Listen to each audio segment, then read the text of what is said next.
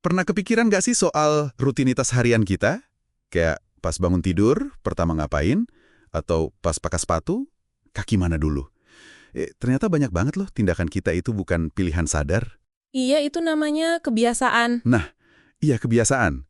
Hari ini nih, kita mau coba bedah khusus bagian satu dari materi The Power of Habit yang Anda sempat bagikan.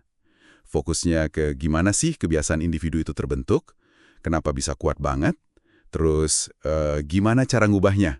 Oke, siap. Kita bakal lihat sisi sainsnya, ada cerita nyata juga, kayak Lisa yang berhasil berhenti merokok, sama pasien unik namanya Eugene Pauly.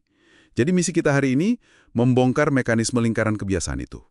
Isyarat, rutinitas, ganjaran. Sama peran keinginan dan keyakinan buat ngebentuk ulang pola hidup. Gimana? Mulai kita bedah. Boleh. Jadi intinya ya, setiap kebiasaan itu punya semacam lingkaran neurologis, sederhana aja. Ada isyarat, pemicunya, terus ada rutinitas, tindakannya, lalu ganjaran, hasil yang kita rasain. Isyarat, rutinitas, ganjaran. Oke? Penelitian di MIT itu pakai tikus di labirin. Nunjukin gimana otak, khususnya bagian basal ganglia, itu mengotomatiskan perilaku ini. Jadi pas sebuah tindakan udah jadi kebiasaan, aktivitas otak itu turun drastis. Oh, jadi biar hemat energi gitu ya? Betul. Otak kita efisien. Kayak pas kita nyetir atau, ya itu tadi, sikat gigi kan? Hampir nggak mikir. Terus kasus Eugene Pauly itu, wah luar biasa ya. Dia kan amnesia berat gara-gara encephalitis virus. Iya, parah itu. Tapi dia masih bisa loh bentuk kebiasaan baru. Kayak menemui jalan pulang sendiri atau ngambil cemilan di dapur. Padahal dia nggak ingat gimana caranya dia bisa tahu itu. Nah, itu bukti kuat kalau kebiasaan itu disimpan di basal ganglia. Jadi terpisah dari memori sadar kita. Oke. Efisiensi ini bagus sih, tapi ya ada sisi lainnya juga. Otak kita tuh nggak bisa bedain mana kebiasaan baik, mana yang buruk. Maksudnya? Jadi kebiasaan lama, termasuk yang jelek yang pengen kita hilangin, itu sebenarnya nggak benar-benar hilang. Cuma kayak tidur aja, nunggu isyarat sama ganjaran yang pas buat aktif lagi. Wah, pantesan susah ya kadang berhenti dari kebiasaan buruk. Terus, apa dong yang bikin lingkaran ini jadi kuat banget gitu? Kok kayak susah banget diubah? Jawabannya satu kata kunci, craving, keinginan. Craving. Keinginan ya? Iya. Penelitiannya Wolfram Schultz ke monyet itu nunjukin ini dengan jelas. Otak monyet udah mulai ngantisipasi hadiah jus buah cuma dari lihat isyarat visualnya aja, bahkan sebelum jusnya datang. Oh, jadi udah ngiler duluan gitu ya? Bisa dibilang gitu. Nah, pas hadiahnya nggak datang atau ditunda, langsung muncul pola di otak yang nunjukin rasa ingin yang kuat sama ya frustrasi. Keinginan inilah bahan bakar utamanya. Contohnya di kehidupan sehari-hari gimana tuh? Coba pikirin deh, sensasi pas dengar notifikasi HP. Atau bau khas roti kayu manis di mall itu. Langsung kayak ada dorongan kan? Iya juga ya, bener. Pepsodent itu sukses besar bukan cuma karena isyarat, kayak rasa nggak enak di mulut pagi-pagi dan ganjaran gigi bersih, tapi karena si Claude Hopkins itu pinter banget nyiptain keinginan. Keinginan akan rasa segar mint itu, sensasi bersih, yang sebelumnya orang nggak terlalu peduli. Oh, jadi cravingnya yang diciptain. Menarik. Kayak Febreze juga ya. Dulu kan sempat gagal. Betul. Febreze awalnya gagal karena ya orang nggak ngerasa butuh ngilangin bau yang udah biasa dia cium sehari-hari. Udah kebal gitu. Terus gimana kok bisa sukses? Baru laku pas dipasarin ulang sebagai ganjaran setelah bersih-bersih rumah. Jadi, nyemprotin Febreze itu jadi kayak ritual penutup yang nyenengin. Nah, itu nyiptain keinginan akan sensasi seger sebagai hadiah kecil. Paham. Jadi, kalau mau bentuk kebiasaan baru, katakanlah lari pagi gitu ya, penting banget milih isyarat yang simple, jelas, kayak naruh sepatu lari di dekat kasur. Iya. Sama ganjaran yang jelas juga. Misalnya rasa puas, endorfin setelah lari. Terus yang penting, kita harus sengaja memupuk antisipasi atau keinginan buat dapetin ganjaran itu. Gitu ya? Tepat sekali. Biarkan diri Anda mendambakan ganjaran itu. Nah sekarang, gimana kalau mau ngubah kebiasaan yang udah katakanlah mendarah daging, terutama yang negatif? Nah, ini nih yang penting. Kuncinya itu bukan ngilangin total. Susah itu. Tapi menggantinya.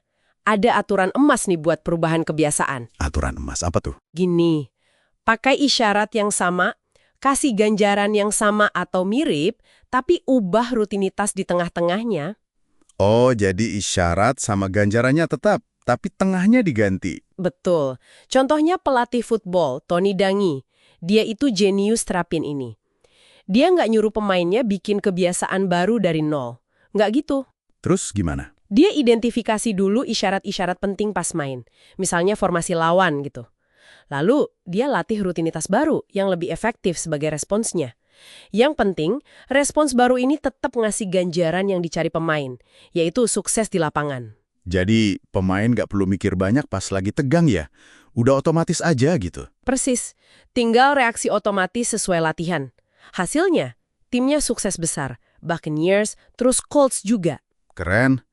Mirip kayak Alcoholics Anonymous AA dong berarti ya? Prinsipnya mirip. AA itu bantu anggotanya ngenalin isyarat yang micu pengen minum, bisa stres, bisa kumpul-kumpul. Terus mereka juga sadar ganjaran apa yang dicari, mungkin relaksasi atau rasa kebersamaan. Iya. Nah, AA nyediain rutinitas pengganti, kayak datang ke pertemuan atau nelpon sponsor pas lagi kepengen. Itu kan ngasih ganjaran yang mirip, kayak dukungan emosional, dapat cara ngadepin masalah. Jadi rutinitas minumnya diganti rutinitas lain yang lebih sehat tapi ganjarannya mirip. Terapi pengubahan kebiasaan buat gigit kuku, meningitis itu juga gitu kan ya? Sama persis, sadari isyaratnya, misalnya rasa tegang di jari, terus ganti rutinitas gigit kuku dengan respons lain, kayak gosok-gosok jari atau kepalkan tangan.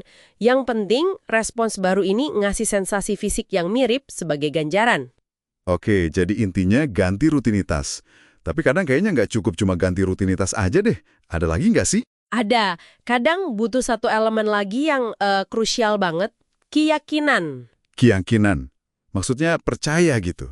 Iya, keyakinan bahwa perubahan itu mungkin. Riset di anggota AA nunjukin mereka yang punya keyakinan entah itu pada Tuhan, pada kekuatan kelompok, atau ya sekedar percaya kalau mereka bisa berubah, itu peluangnya lebih gede buat bertahan pas lagi susah. Pas stres datang, mereka nggak gampang balik ke kebiasaan lama. Jadi keyakinannya itu sendiri yang jadi semacam pelindung ya? Selain keyakinan, willpower atau kekuatan tekad juga sering disebut-sebut kan? Betul. Kekuatan tekad ini menarik. Penelitiannya Mark Muraven yang eksperimen kue coklat sama lobak itu loh.